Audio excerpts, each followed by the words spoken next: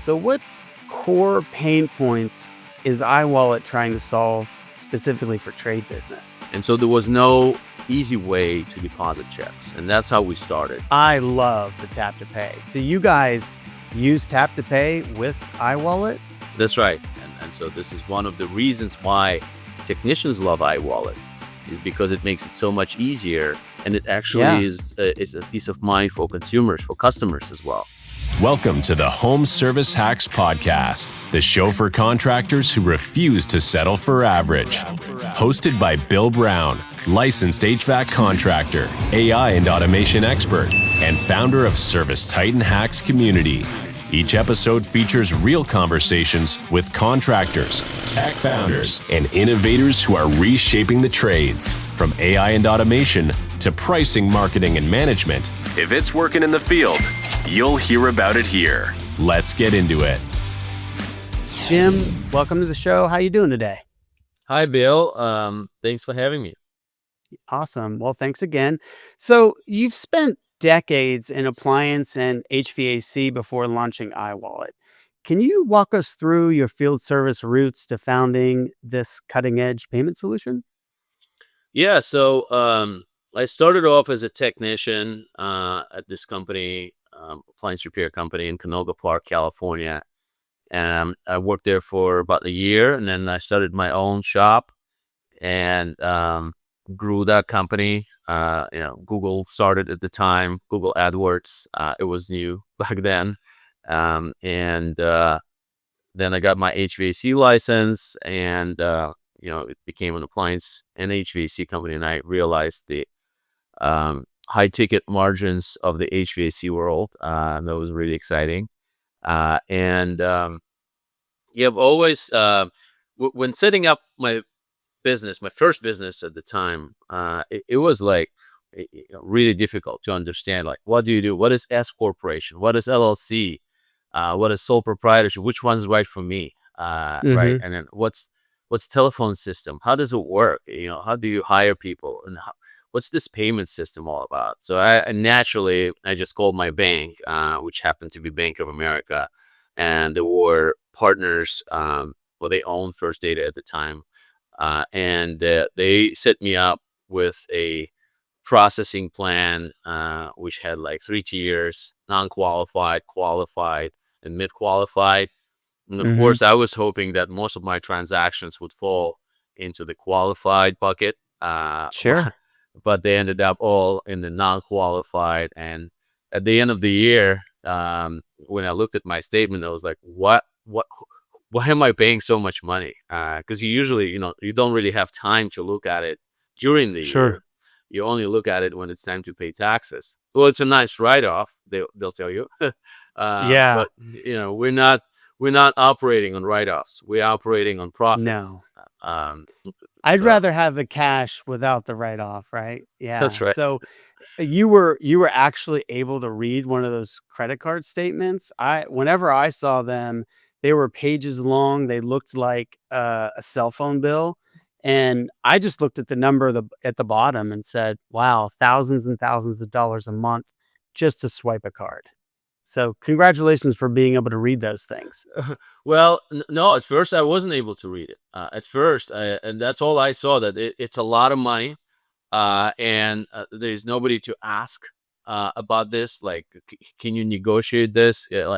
Nobody would explain anything to you, especially at the time. It was there was no information about this online, not as much as it is now. And year after year, I was struggling with this, and then I was like, no, there got to be a better way. So I decided to look into this, and then I've realized that there's this thing called card present and card not present. Right, that's how you qualify yourself to better rates, but you have to swipe more. And then it was around 2012, then the mobile became popular. That's when Square started around that time. Yeah, I remember that. That's when I started my HVAC business, was 2012. So I got in right at when all these companies were launching, and Square was probably the first one, and they had the little dongle you would plug into your phone's headphone jack. I remember That- that. That's right. That's right. Yeah, and Jack Dorsey has a whole story of the founder of Square. Fascinating story on how they started with that little dongle, and but at the time I didn't know about Square. I didn't know anything about Square. I was just researching, and so my first website was called swipe-to-payless.com, and I thought, okay, I'm gonna create a payment startup, and I'm gonna make it easy for others to sign up, and I'm gonna save people a bunch of money, just Yeah, because they start swiping. Because usually when you swipe, the so-called card present, on average, you pay 30 to 50 basis points less in interchange which really costs. adds up, right? Right. And and then I quickly realized that this is not going to work. The payments processing is really difficult to sell. We as merchants that we're too busy, don't really have time. We only look at it once a year. Judging by Mhm. myself, or some more professional guys would have an accountant or CFO that will look at it once a month, or maybe a Yeah. bit more often. But yeah, I couldn't sell it, and so I kind of put it on the back burner, and my own company was still using it though. And that was kind of my introduction to the payments world. That's when I started Mhm. thinking, okay, then there is so you can do the cost plus, right, interchange plus, which is quite common with more sophisticated guys. Then there is the flat rate pricing, kind of like what Square offers, right? Right. Remember how they rolled out 2.6 or 2.8%, and then Stripe came out with 2.9 Yeah. plus 30 cents. And then there is the tiered pricing, that I fell into when I just Okay. started. So yeah, those were kind of the things. That's how it all started. So that first website that you had, what year did you start that? Was that back in 2012? Yeah, that's around those times. Yeah, it was easy to register it on GoDaddy. I just found an available domain, swipe-to-payless.com, and that's how it all started. Now, iWallet, the story of iWallet and how that started, it was actually after I sold my fourth company, and which was like a knife sharpening company. And I wanted to create, I still had this idea of creating something in payments. And payments Mhm. is still fascinating. Only this time I knew this is going to be much harder. Payments are much more competitive than Right. people realize. Um, and I thought, well, I have to create something truly unique. It's not going to cut it if I just add a dongle and an Right. app. It's 'Cause not gonna. everyone has that now, right? No, Very right. quickly, everyone has it. That's right. And by the way, I've always hated those dongles because my technicians, they lose them. They break them off in the iPad. They broke a couple of them off. Remember I had one from Chase that you had to charge, and the guy say, "Well, I lost my charger." And then the technicians, they could key in the card, so they would just start keying cards in because they couldn't keep track of their dongles. And so every time I looked at my statement, I just saw where I had to keep up on it just like another thing. So not a big fan of the dongles in general. And how do you how do you get around those? Do you still have those today, or what do you do with those Um, things? we see that there are a lot of companies that do try to use dongles. So in particular, your channel, that the customers that read your blog is primarily Mhm. with those CRM systems. They push customers into buying those dongles, and but I would say that 90% of the people we speak with don't use dongles at all because it's such a Right. pain, as you mentioned. Mhm. Technicians just refuse to cooperate. I mean, there are some really big companies that are really strict about this. They can Sure. fire you, if you don't use a dongle. But most of the business owners, understand how difficult it is to hire a good technician, difficult it is to find a Right. good person, that dongles is not a deal breaker for them. You And have so to pick your battles, right? that's right. And you can only anytime you put a rule in place, you have to hold the technician or the employee accountable for it. So if you have a million rules, then all you're doing all day is checking in on that. So yeah, it's just that's how it is with the technicians. I picked my battles with them. I wanted them to get reviews, do a great job, but I just gave up on the dongles. Just sell the job, get paid, and we will add in the processing fees to, as our cost of goods, right? That's So, right. you know, iWallet, and I first met you at a roofing conference in December. You had a booth there right up front, which is actually great placement for the booth, by the way. And saw your brand, and it was very clean. The booth was very clean, and I believe, yeah, I met you directly, and that's where we started our relationship. So it's been about 7 months now, and so with that, you're you're focusing on the trades. So what core pain points is iWallet trying to solve specifically for trade businesses? Yeah. So the whole idea to help trade businesses came through checks processing pain point. There are a lot of checks out there, and most of the people think that checks are dying and nobody's writing checks anymore Mm, in our day and age. But we see that 30 to 40% of businesses actually get paid by checks, and at least right. that was the case in my business.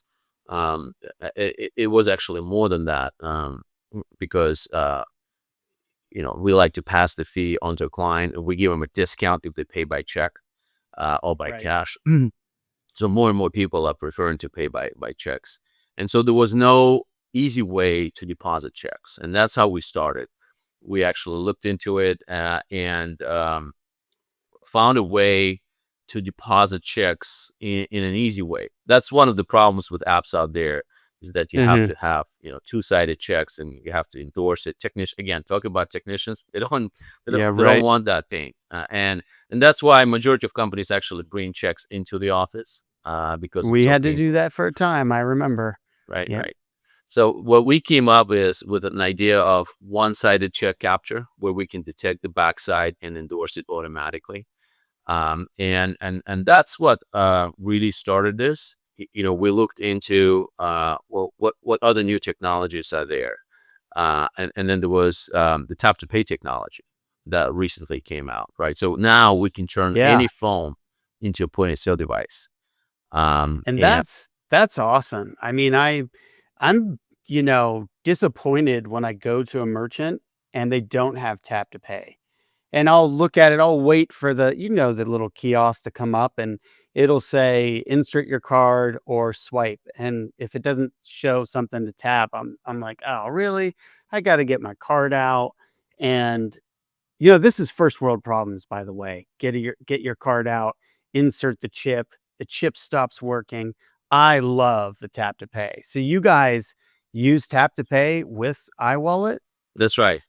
That's right. Well, there Awesome. are there are some other companies out there. It's becoming more and more popular, Mhm. um, but most of the CRM systems don't support tap to pay yet, and so this is one of the reasons why technicians love iWallet, is because it makes it so much easier, and it actually Yeah, is a peace of mind for consumers, for customers as well.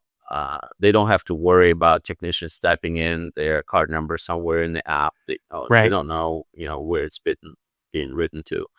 And now you can, because of tap to pay, you can accept Apple Pay and Google Pay, which is Right. another technology that's really convenient to modern consumers out there.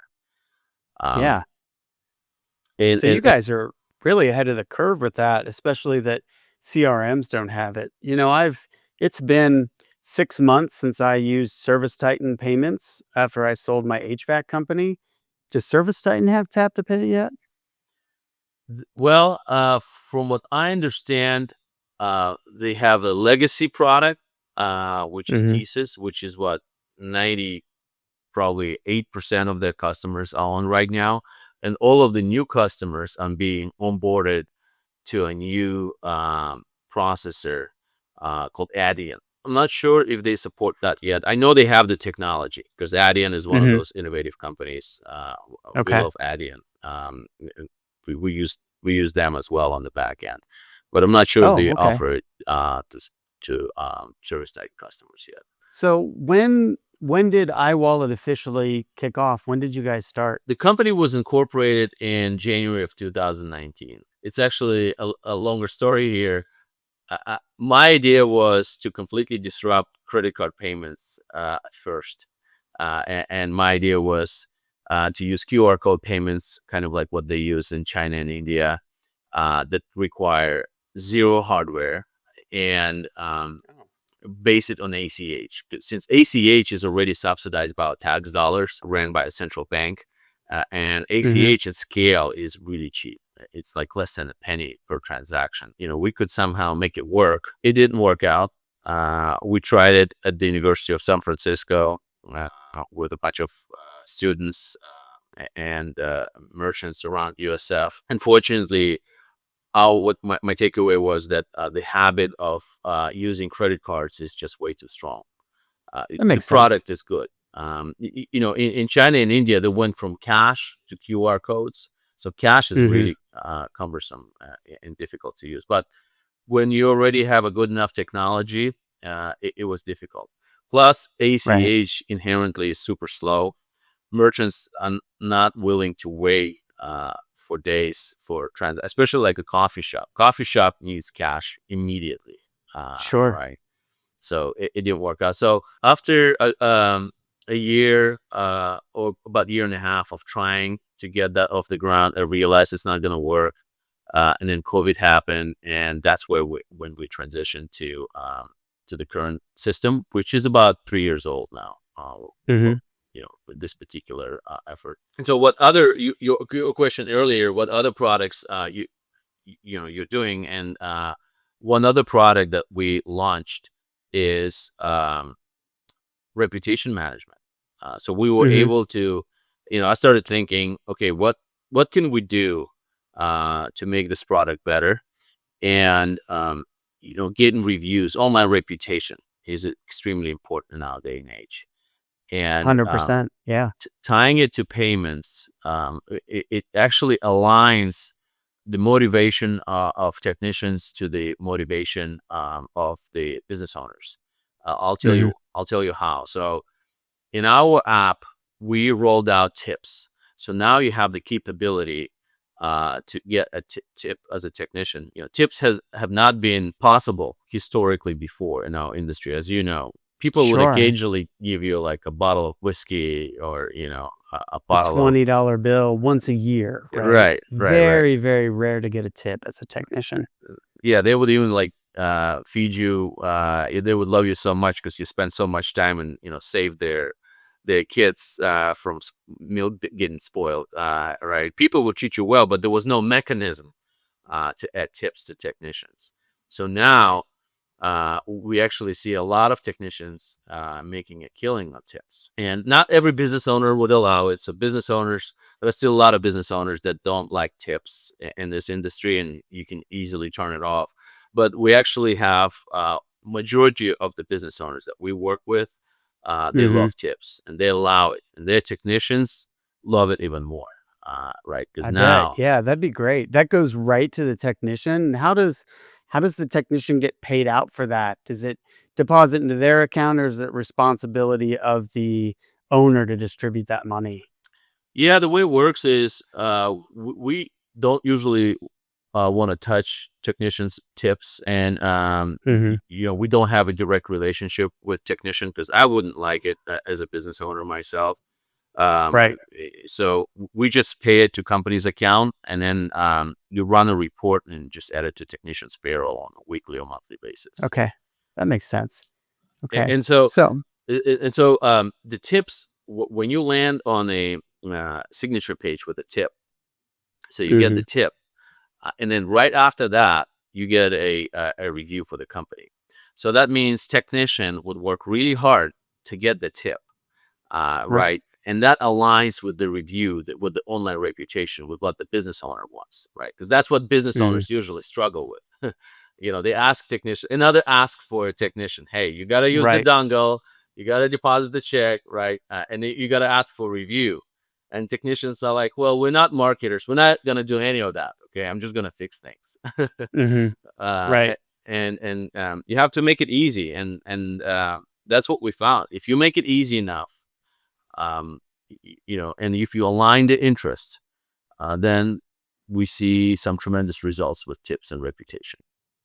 Do the majority of the customers utilize the reputation management, and kind of feedback have you got from that as far as them improving their, Google reviews or Angie's List reviews, things like that? Yeah. So what we see is that if you compare a typical follow up that companies send, some companies don't even send anything at all. They don't care about online reputation, which is Mhm. not a good business decision, right? If you want to grow your business, then online reputation is critical in our day Mhm. and age. And those that do care about that, they usually send follow ups. And follow Right. ups are annoying to us as consumers. You don't want another text message or another email. With iWallet, you essentially get reviews in real time. And Right. so if you compare follow-ups with real-time reviews, we see up to 5 times as many reviews that are being given to our customers. Um, a- and That's fantastic because they already have the phone in their hand, right? They already have the iPad in their hand. So do they, as far as the workflow goes, the technician shows them the invoice or the bill, the customer does the tap to pay, the customer decides the tip, and then they can leave a review right there all from the same device?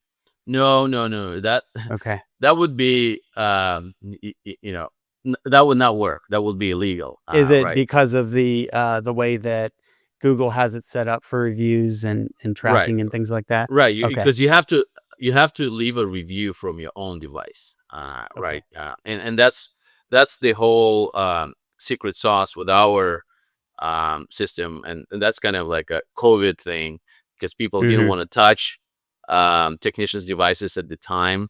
I Um, remember that. I right. remember that. So we created this remote signature capture, what we call it. We send you a text message or an email, and then once you get the link, you just click on that link. So you open that on your own device that is Okay. actually more familiar to you, more comfortable to use, right? Mhm. And that's where you sign, and that's where you tip. And that's where we send you to a Google page. And most of the time, people are already signed in, right? Because Gmail is Right. so popular. Then it becomes authentic customer review. At the minimum, if a customer doesn't want to add review, we have the thumbs up, thumbs down.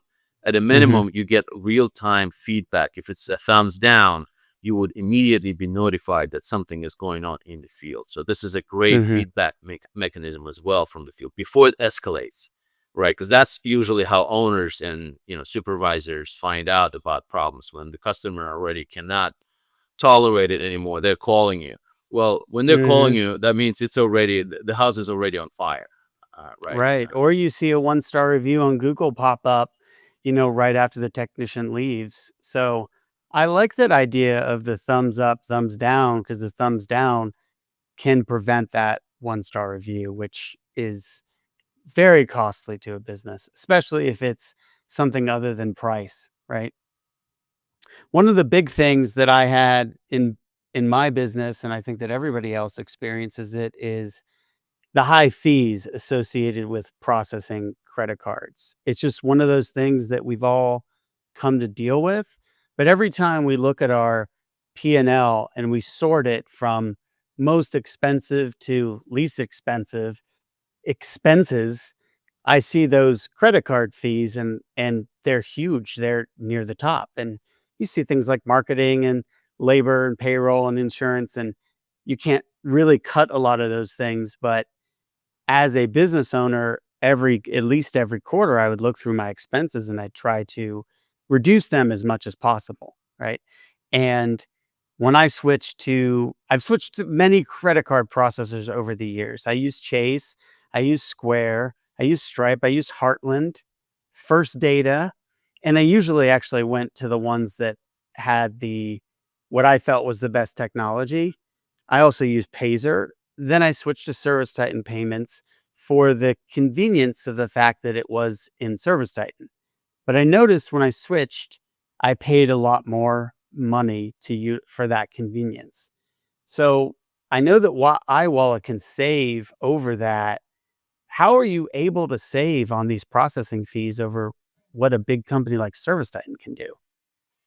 Yeah, so for a lot of these companies, they understand the value of full integration, and that's why they upcharge you, right? Because they can.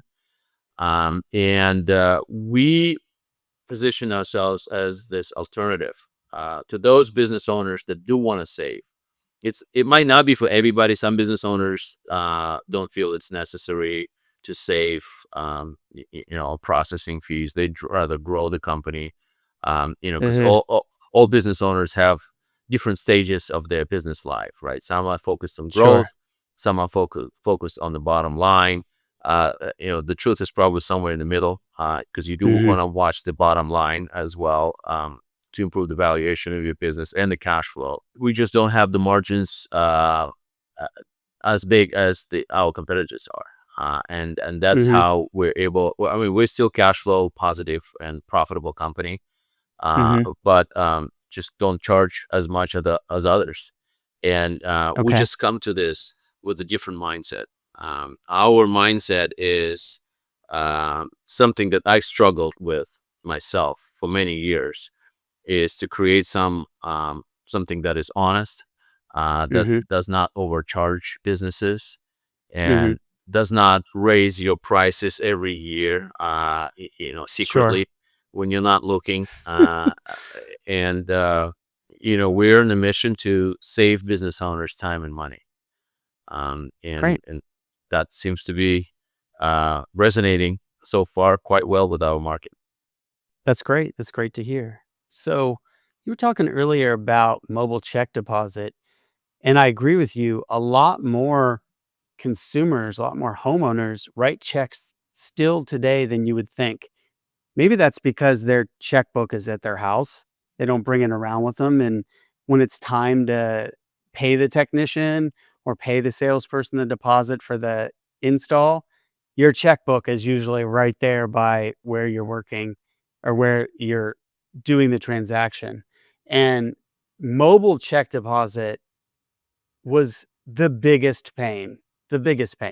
So, when we used payments with Stripe, we couldn't do mobile check deposit. The only way we were able to do it consistently in the field at the time back in the day was with Pazer.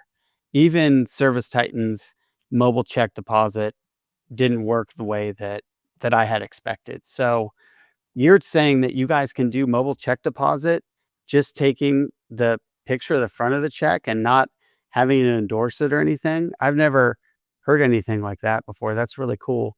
Can you tell me a little bit more about how that works? Yeah, so we actually have a patented technology. We have an issued patent for this, Mhm. because we ran so many checks, and we know the business that is depositing checks. We know who you are, right? So Mhm. we can just do a virtual stamp on the back of the check for you, and yeah, it works quite well. Yeah, The checks business is interesting because there is very little margin in checks processing, right? Nobody wants to I pay bet. anything. Nobody Right. wants to pay anything, but the losses are humongous, right? If there is fraud, then you can lose a limited amount of money. Especially with us, we usually don't charge merchants anything for checks processing if they process Mhm. cards with us, um, because business owners usually like to think that, well, I can just deposit checks for free at the bank, right? But you still have to go to the bank and spend your Mhm. time. It's not really free, Right. uh, uh, but we don't argue. We just give it away for free, right? Mhm. And it works really well. There is a lot that goes into fraud and fraud monitoring limits, and making sure that things are working well. And you also don't want to have the experience of holding up funds. That happens a Mhm. lot. We see, because from the processor's perspective, if you see a large check that is very suspicious, you might Mhm. want to wait for 7 days, or Right. maybe for 14 days. And I understand that as a processor, That's but an from the eternity, right, right? from a For merchant a perspective, it's It's really unacceptable. bad because that big check is the majority of it, at least in HVAC, is equipment, and you might have already paid payroll and commissions on it. I've experienced that before where I've had transactions that were held, especially when I switched to new processors, and that can add up really fast. Are you guys able to circumvent around that with your technology? So when they switch to you, you don't have to hold those big checks? Correct. That's what we've Mhm. been doing so far, quite successfully. So underwriting is a big part of that. Fraud monitoring is a big part of that, because it's really the bad guys that spoil everything to everybody, Mhm. right? Sure. Because if there is no risk, why would you hold the money? But Yeah. once you get hit with fraud, that's when you become extremely cautious. We, with our partners, have been quite well at this, and our merchants have not had any hold times whatsoever. But we Nice. might not approve just everybody for checks processing. Some people do get upset at us. Mhm. They've done some bad things in the past, and unfortunately, we cannot help them. Uh, Right. but we're usually really upfront about this, and there are no Makes sense. surprises. So let's talk about these voice AI phone payments. Never heard of that, and I feel that I'm kind of on the forefront with AI. I'm always searching for products and services that can help contractors. Never heard voice AI phone payments. How does that work? Yeah, so this kind of relates to PCI compliance, which I'm sure a lot of your listeners have heard about. PCI compliance has not been around up until, I think, 2004. And that's when Visa and Mastercard really started cracking down on those crazy practices where people would just write down card numbers on a piece of paper and it will fly away. Right, so people were really sloppy Mhm. with those card numbers before. And then in about 2010s, they rolled out. I think it was actually 2018, where they rolled out strict regulations about call centers. Because whenever you have a call center, it's so easy to record a phone call. Back then, it was Oh, really yeah. expensive, to Right. record Now phone almost calls. all of them are recorded, right? Right, right, right. And because the calls are being recorded, card numbers are being recorded, Mm. and they call this PIN, personally identify information, something like that. And this sensitive information is not allowed to be recorded anymore, according to PCI compliance. And Mm. so, what companies came up with is the so-called DTMF signal, right? That's been a while. Okay. That's been around for a while. I think it's called digital tone modulation frequency, something like that. Whenever you press on the phone, it's Oh, really right. awkward Yeah. to use. If you mess up a digit, which is easy when you're doing it on the phone, Mhm. then you can't really go back, because that robot thing does not understand go back. There's no backspace on the phone. That's true. Yep. And so you have It to start seems all so over. antiquated too, right? Yeah, Just so actually manually entering your card on a payment system over the phone with your keypad. Wow, that seems like I really don't old even school. know. It's terrible. Yeah. Well, there's still a lot of that out there, Mhm. believe it or not, in our day and age. And so, what we came up with is an idea of making it easier to be PCI compliant for those call centers. Because Mhm. majority of companies out there, they either run their own call centers or they outsource it. Right, it's a big problem. And some companies, we see, it used to be allowed that you could just pause the recording to take down the Mhm. card number, but it's not allowed anymore in the PCI compliant world. In the latest 4.01 PCI compliant document, it actually says that it's not allowed. So you have to go through additional steps, and you have to, you're on the hook for more liability if you do it this way.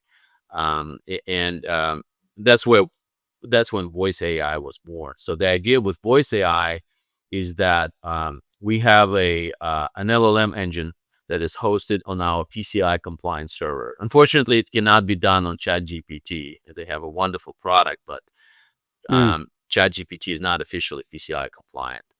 Okay. Twilio is. So Right. it's a common, Twilio is a common voice AP provider. So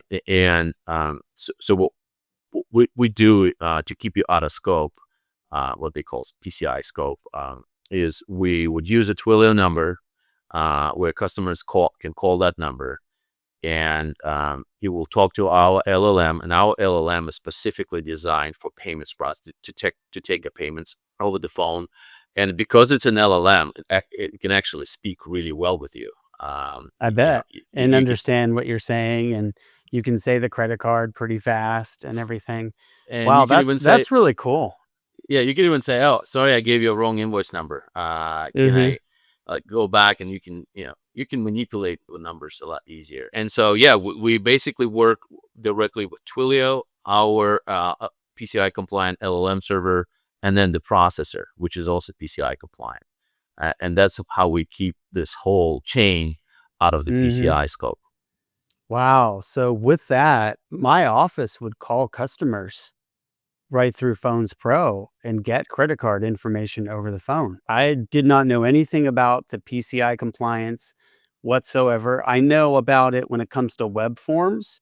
So when I was creating web forms, there are PCI compliant systems that don't store the credit card data and you can take a payment, similar to, um, I believe Service Titan's online payments probably have something like that.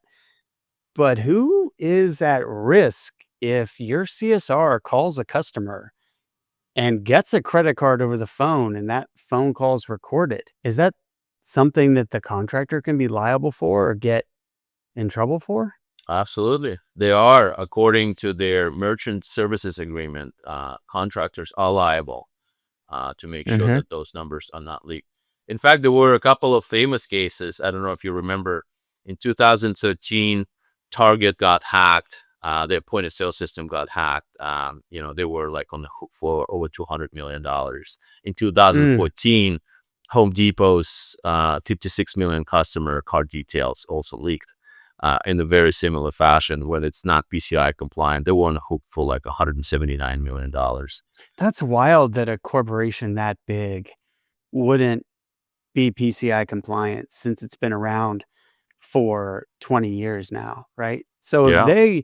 if Target and Home Depot are not, what what's the chances that a $5 million HVAC contractor has all their T's crossed and I's dotted on this? That's something, that's the thing about business.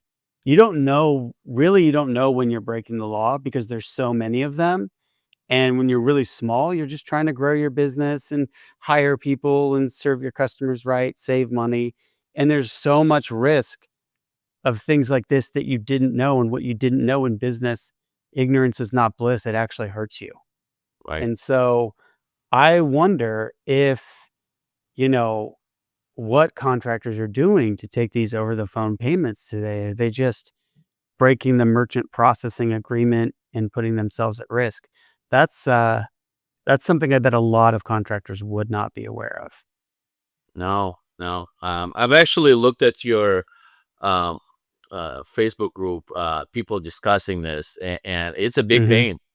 A lot of people talk about this, and it's not solved. It's actually one of the reasons why I got inspired into doing something like Mhm. this.